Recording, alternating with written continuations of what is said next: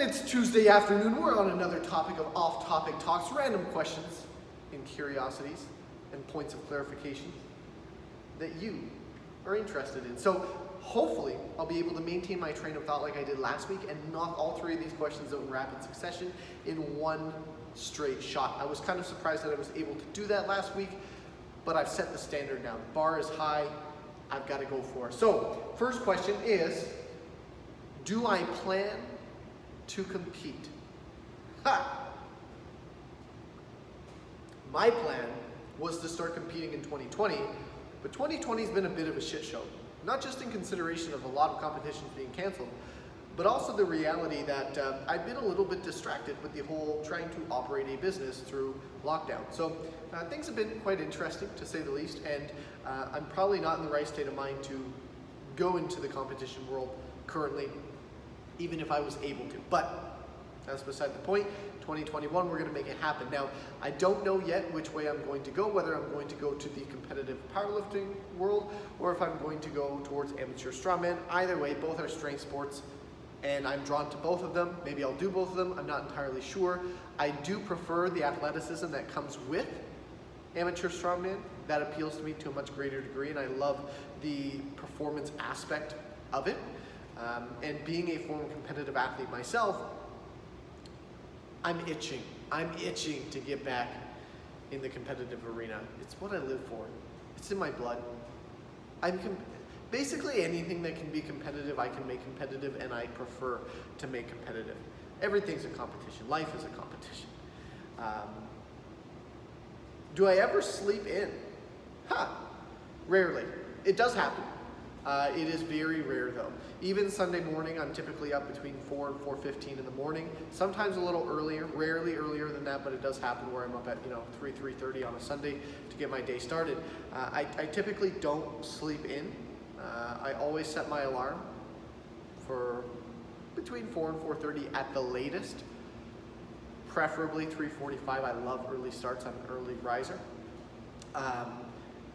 But if I'm under the weather, that changes. So if I know I'm feeling sick or beat up, or if I have an injury, I'll either back up the start time of my day, so I'll set my alarm as late as I possibly can to allow my body to get whatever rest it requires, or I will not set an alarm if one is not necessary. So for example, say on a Sunday morning I don't have any early morning appointments or Zoom calls or anything like that, then I won't set the alarm, and whatever happens, happens. But what I can say is that I'm trying to think, in the past 8 years, the latest I've slept in, even with no alarm and not feeling so hot, was maybe like 6:45, maybe, once. Like generally, if I'm up at 5:30, I slept in for sure. It's tough for me to stay in bed past 5 a.m. So that in and of itself is rare. I don't even think I can count 10 occasions in the past few years where I've woken up after 5 in the morning. So yeah, it's rare for me to sleep in. Good question though. You must be following me on IG and seeing those ridiculous posts at 3:45 and 4:15 in the morning and wondering what the heck is in my coffee mug. Yeah. You'd like to know. It's water actually right now. Final question here. That's a good one. What topics do I enjoy reading the most? I like that one a lot because I'm an avid reader. I'm always reading something, often reading multiple books. So I read quite a few different topics, which is probably why I'm able to read so many books at the same time, because it doesn't get too muddled. I'm not going to put these in no particular order because honestly it totally depends on my mood on any given day or week, what I'm most interested in reading about. Generally, I'm interested in all these things to a relatively equivalent amount across the board. Strength training, you bet. Nutrition, history. I love nutrition history. I don't know what it is about nutrition history, but I feel like when you ask better questions, you tend to get better answers. And so, we spend a lot of time studying nutrition science, which is still a point of interest for me, so add that to the topic list.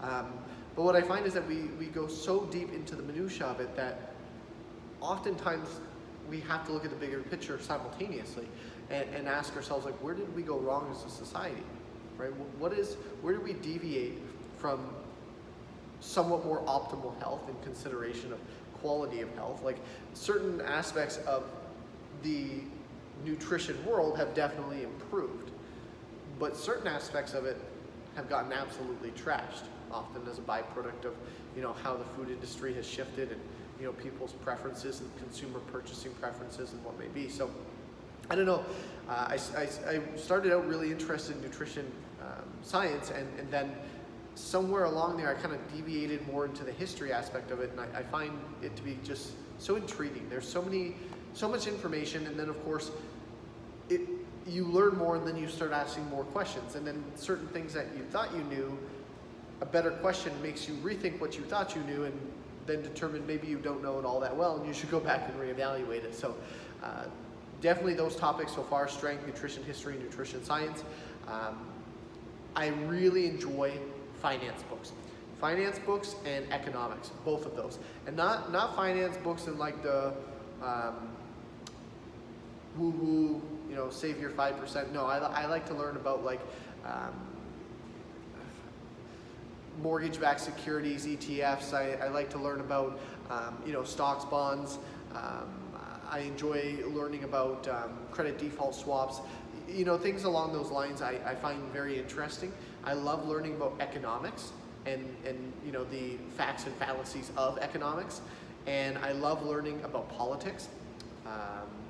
Yeah, I don't know, a lot of people find that stuff to be very boring, but I just find it so interesting to dig deeper into the stuff that we're often not taught in school in any capacity. So I'm trying to think, what else is on the list? I love biographies or autobiographies. I'm not sure which is the right one. When they're written about people or people written, both of them. I like them both. I like both of those. About people who have accomplished incredible things in their own life.